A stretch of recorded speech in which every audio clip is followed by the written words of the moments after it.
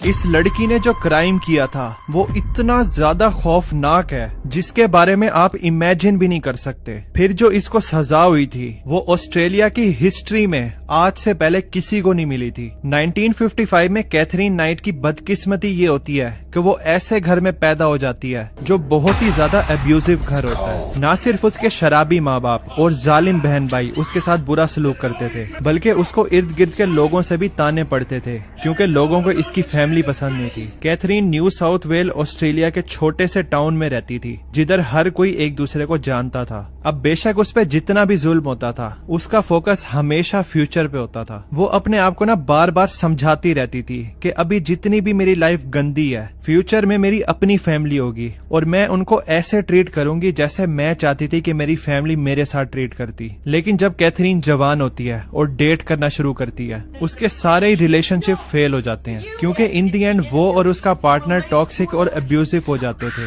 جس کی وجہ سے ان کا ریلیشن شپ ختم ہو جاتا تھا۔ ایسا تھا کہ نہ کیتھرین کو کوالٹی پارٹنر بننا آ رہا تھا نہ ہی اس کو یہ پتا تھا کہ کوالٹی پارٹنر کو آئیڈینٹیفائی کیسے کریں کیونکہ اس کو پتا ہی نہیں تھا کہ وہ ہوتا کیسے ہے یہ ابیوزو گھر میں جو پیدا ہوئی تھی۔ پھر 1995 میں جب کیتھرین 40 سال کی ہو جاتی ہے یہ بڑی ڈیسپریٹ ہو جاتی ہے کہ کوئی تو مجھ سے پیار کرے اور میں بھی اس سے پیار کروں۔ تو اس کی ملاقات ہوتی ہے ایک بندے سے جس کا نام تھا جان پرائس۔ یہ بندہ بھی 40 سال کا ہوتا ہے۔ تو آج تک جتنے بھی بندوں سے یہ ریلیشن شپ میں آئی تھی یہ ان میں سے سب سے الگ تھا۔ اس کو کیتھرین کے مشکل پاسٹ کے بارے میں بھی ہمدردی ہوتی ہے اور ایسا تھا یہ اس کی پرواہ کرنا چاہتا تھا اور اس کا خیال رکھنا چاہتا تھا۔ تو فوراً ہی کیتھرین کو اس بندے سے پیار ہو جاتا ہے اور ریٹرن میں جان کو بھی اس سے پیار ہو جاتا ہے۔ اسی سال کیتھرین جان کے گھر میں شفٹ ہو جاتی ہے جدھر وہ اپنی 3 بیٹیوں کے ساتھ رہتا تھا اور فوراً سے اس کی بیٹیاں بھی اس کو پسند کرنا شروع کر دیتی ہیں اور پہلی بار اس کو ایسا فیل ہو رہا تھا کہ اس کی زندگی اس راستے پر چلنا شروع ہو گیا جس پہ وہ چاہتی تھی۔ لیکن بدقسمتی سے یہ زیادہ دیر نہیں ٹکتی۔ اب بے شک کیتھرین اور جان کا ریلیشن شپ پرفیکٹ سٹارٹ پہ شروع ہوا تھا لیکن یہ خراب ہونا شروع ہو جاتا ہے جب کیتھرین جان سے پوچھتی ہے کہ ہم شادی کب کریں گے۔ اب کیتھرین تو شادی کرنا چاہتی تھی،